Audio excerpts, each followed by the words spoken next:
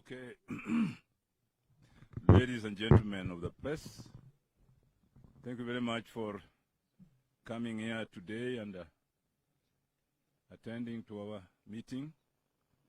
We are here meeting under the leadership of our coalition leaders,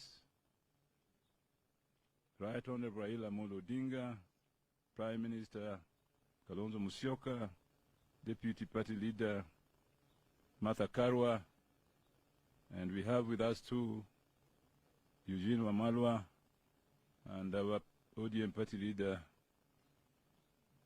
Oparanya, and all the governors and deputy governors here assembled.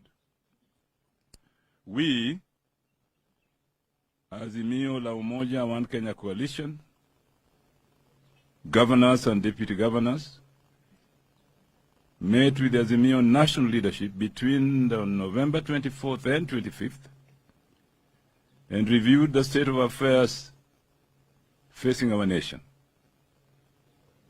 We conducted a thorough analysis of the state of our economy, politics, and human security, and noted that the people of Kenya are facing times with no immediate end in sight. At the conclusion of the meeting, we resolved as follows. 1, we will continue to champion the causes of the people of Kenya and demonstrate our commitment to safeguarding the Constitution, democracy, and the rule of law. 2, we commit to our constitutional mandate of serving the people in our respective counties. In pursuit thereof, we shall engage the national government based on mutual consultation and cooperation for the benefit of our people within the framework of the principles of the two governments being distinct and interdependent. 3, the Kenya Kwanza regime may have the appearance of legality, but does not, I repeat not, have the legitimacy from the people. We remind the people of Kenya that slavery may have been legal in some jurisdictions, but remained repugnant to morality and justice. Colonialism may have been covered by the veneer of legality, but was morally decadent and unjust.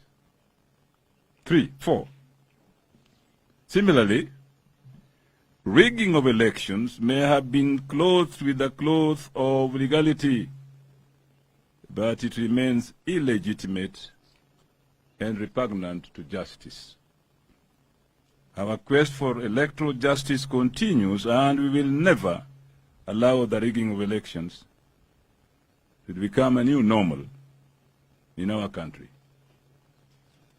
To this end, we take serious notice and condemn in the strongest term possible the revenge mission the regime has embarked on against conscientious commissioners of the IEBC, who had the audacity to reject the electoral coup perpetrated by the IEBC chair, Wafula Chebukati, while trying to sanitize the conduct of electoral thieves and fraudsters at the Commission. It is therefore our demand that for Wafula Chebukati and the other two outgoing IEBC commissioners should immediately proceed to their terminal leave to stop further cannibalization of the Commission. 5. County governments led by our coalition shall endeavor to diligently serve the people of Kenya and demonstrate our commitment to a better Kenya for all Kenyans. We shall protect the devolved system of governance and oppose vigorously any attempt to discriminate against any community and or region of Kenya on the basis of political persuasion, ethnicity, or religious faith. The fair allocation of resources to all counties is guaranteed by the Constitution, and we will work with Kenyans to ensure each county receives its fair share. 6.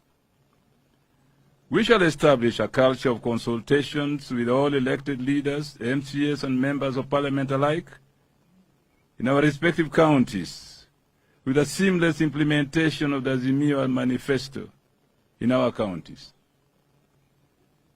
To buttress this, we undertake to strengthen the Azimio movement in our respective counties so as to restore hope among our members and the people of Kenya generally.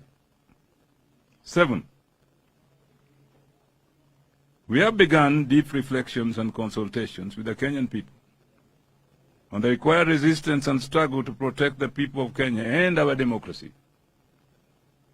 We shall not allow the reestablishment of authoritarian rule and the violations of human rights. We shall not allow to be taken back to the dark days of oppression and dictatorship ever again in Kenya. 8, and finally, we shall robustly confront and oppose all dangerous policies and practices of the Kenya Kwanza regime, including the sinister efforts to introduce GMO food and or seeds, destruction of our environment, including the reintroduction of the discredited Shamba system, attempts to tax the most vulnerable segments of our society, including mama mbogas, thereby increasing the cost of living for everybody and particularly the poor.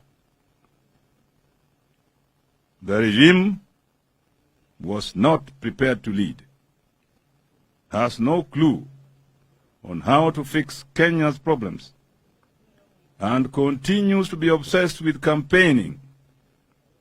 This regime of lies, deceit, and false promises is out of its depth and shall not be allowed to ruin our lives.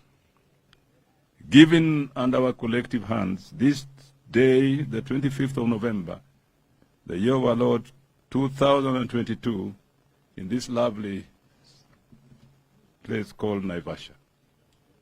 I thank you.